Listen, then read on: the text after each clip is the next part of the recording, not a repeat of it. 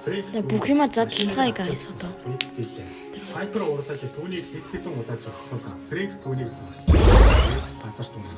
Энэ үйл явдлыг Мелтон харж байлаа.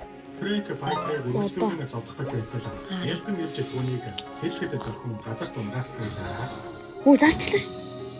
Чи. Өнөөдөр Мелтон хурдны цагаан төрсөн. Фрэнк тухайн алдтан зохиосон Пайпер арын судалгааны байсан. Мелтон охины шашны бүлэгт элсэж Жанакийн охиных нь дөнгөж төрсэн Мелтоныг авсныхаа дараа түүнийг хөнөөж байгаа бүлэг Одоо энэ үргэлжлүүлэн явсаар нэгэн пабад юм уу? Пабны эзэмроо Мелтон хараад баяртай биш байлаа. Зөөгчдөд нь хэлжихэд Пайпер өөрөө авч зөвшөөрт авах юм. Энэ үед яахалаас түнс төрөөд байгаа юм бол хүрээслэх хэсгийг асуудаг. Энэ бол Мелтоныг нэлээд удаан харж байгаа залуу юм. Таламар энэ бол Фрэнк ээжтэйгээ уцаар ярьж байгаа. Дүүгээрээ задлуулсан. Одоо би өөрөө задлана. Цагдаа нар ирэн сурвалжиж байгаа талаар. Дашуу дараагийнхаа дадал. Дараа яваа. Битээ хар. Энэ харна гэсэн. Түүнтэй яцгүй гэж хэлсэн.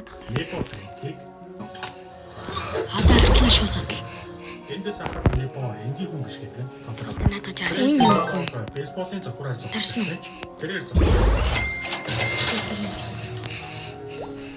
Гарахтаа тэр Фрэнк. Йоо, яг 6-7 унах ш. За бүгдээрээ одоо яг одоо бүх юм харцгаая. За хэлсэн. Тэд Фрэнкийг За энэ Йоо, энэ холбооны мөрөнд Мелтоныг хайж авах. За одоо харцгаая. Энэ хооронд Пайпер Пабнаас авчирсан залуугаар Ямар ч гоё мунсангүй дахиад дараа юм. Тэр нь 6 сая гэж хараад араас Наагүй 2 сая. За одоо энэгээр нэг тэрлэн болъё дээ. Нэг тэрлэн бол одоо хинт нэг юм уу? За нэг гарцын найзлал хүн хүрэнтэй залуу орж ирэхэд фэйсбүүкийн дээр авч гал. дараа нь тэдэнтэй янз бүрийн зэвсэгтэй хүлэн царайтай бүлэг ирчүүд Бака. гэтэл